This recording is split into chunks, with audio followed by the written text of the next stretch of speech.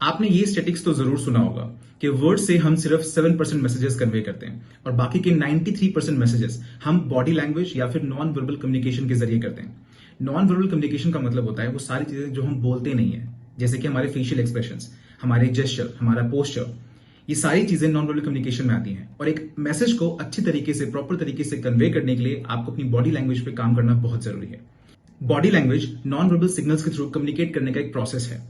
हाँ, इन सिग्नल्स का culture to culture meaning change हो सकता है। जैसे फॉर एग्जांपल, हम नॉर्थ इंडिया में हाँ को या फिर एक्नॉलेजमेंट को इस तरीके से शो करते हैं, यही चीज साउथ इंडिया में इस तरीके से हो जाती है। और ऐसी बहुत सारे और डिफरेंसेस भी हैं।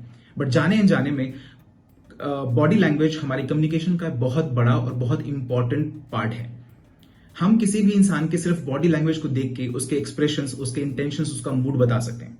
ऑलराइट, सो आपको इसे पढ़ना तो आना ही चाहिए, साथ ही साथ आपको खुद की बॉडी लैंग्वेज पे भी काम करना बहुत जरूरी है। तो चलिए इस वीडियो में हम सीखते हैं कुछ ऐसे टिप्स जिससे अपनी बॉडी लैंग्वेज को इंप्रूव कर सकते हैं। Hello everyone, my name is Keshav और आप देख रहे हैं मेरा यूट्यूब चैनल। तो इस कम्युनिकेशन स्किल की ट्यूटोरियल में आज हम फाइनली आ पहुंचे हैं अपने लास्ट टॉपिक पे, जो कि है बॉडी लैंग्वेज और you can say non verbal communication skills. अगर आपने अभी तक इस सीरीज की बाकी की वीडियोस नहीं देखी हैं तो आप यहां पर आई बटन पर क्लिक करके वो सारी वीडियोस देख सकते हैं, अगर आप ये वीडियो यूट्यूब पे देख रहे हैं तो इस वीडियो में हम बात करेंगे उन सारे मेजर बॉडी पार्ट्स की जो हमारे नॉन वर्बल कम्युनिकेशन में या हमारी बॉडी लैंग्वेज में कंट्रीब्यूट करते हैं। तो चलिए सबसे पहले स्टार्ट करते हैं सबसे इंपॉर्टेंट बॉडी पार्ट से, विच इज हेड। किसी से भी बात करते वक्त, चाहे आप बैठे हैं या फिर आप खड़े हैं, आपका हेड स्ट्रेट होना चाहिए, सामने की तरफ फेस करते हुए, ना ज्यादा झुका हुआ और ना ही ज्यादा ऊपर की तरफ। अगर बात करते वक्त आपका फेस नीचे की तरफ झुका हुआ है तो इसका मतलब होता है कि आप काफी सबमिसिव हैं और लोगों की बातों को जल्दी एक्सेप्ट कर लेते हैं। वहीं दूसरी तरफ अगर आपका सिर ऊपर की तरफ है तो ये आपके एरोगेंस को शो करता है, ये थोड़ा रूड हो सकता है। इसी में एक और टॉपिक आता है आई कांटेक्ट का। जब भी आप किसी से बात कर रहे होते हैं तो आप दोनों का आई कांटेक्ट का सही होना बहुत जरूरी है। एक तरफ अगर आप उसकी आंखों में या उसके फेस की तरफ कंटिन्यूसली देखते रहेंगे तो शायद आप उसको ऐसे में अनकंफर्टेबल फील करा सकते हैं, और दूसरी तरफ अगर आप उनकी तरफ नहीं देखते हैं, यहां वहां देख रहे होते हैं, तो ऐसे में उनको लगेगा कि आप उनकी बातें सुन नहीं रहे हैं या फिर शायद आप फोकस नहीं है, उनको इग्नोर कर रहे हैं। राइट, तो ऐसे में आपको 80-20 रूल फॉलो करना है। 80-20 रूल क्या होता है? इसमें आपको क्या करना है कि जब आप किसी से बात कर रहे होते हैं तो 80% आप उनकी तरफ देख सकते हैं और 20% ऑफ टाइम्स आप यहां वहां देख सकते हैं। अब मुझे आप ये मत पूछेगा कि 80% कितना होता है, 20% कितना होता है, ये कंप्लीटली आपके ऊपर डिपेंड करता है। ऑलराइट, इसी में इसके बाद एक टॉपिक आता है स्माइल का।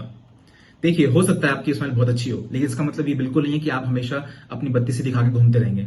Until and unless you have a smile like me, I was kidding, right? So ऐसा कहा जाता है कि दांत दिखा के हंसना आपकी नर्वसनेस शो करता है, या फिर कई बार लोग आपको फेक समझ लेते हैं।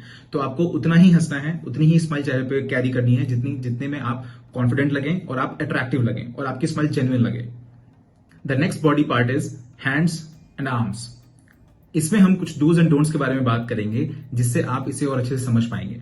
जब भी आप किसी से बात कर रहे होते हैं तो इन 3 हैंड पोजीशंस को हमेशा अवॉइड करना चाहिए। फर्स्ट इज, आपको कभी भी किसी से बात करते वक्त अपने हाथ पॉकेट्स में नहीं डालने हैं। सेकंड, कभी भी अपने हाथों को फोल्ड करके मत खड़े रहिए।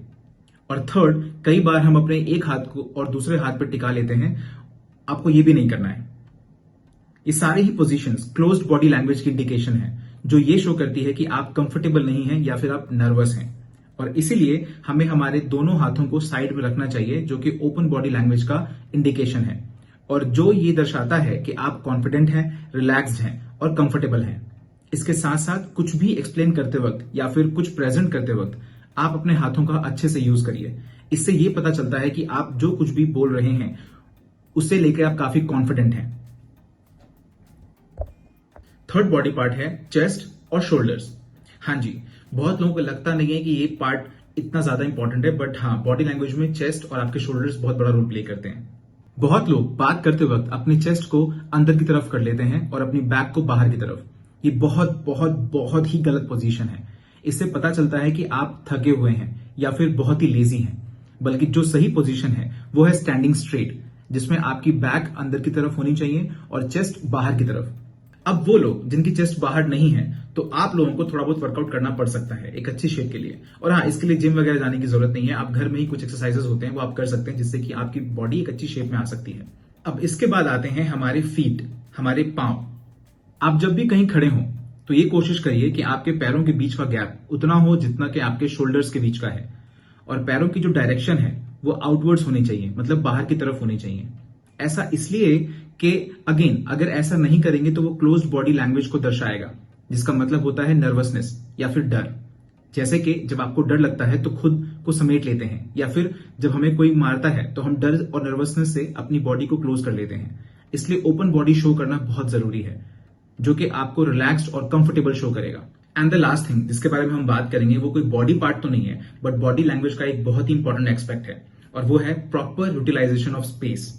आपको जहां भी जितनी भी स्पेस मिले आपको उसे प्रॉपर यूटिलाइज करना है। फॉर एग्जाम्पल, अगर आप किसी चेयर पे बैठे हैं तो आपको खुद को चेयर पे अच्छे से स्प्रेड करना है कंफर्टेबली।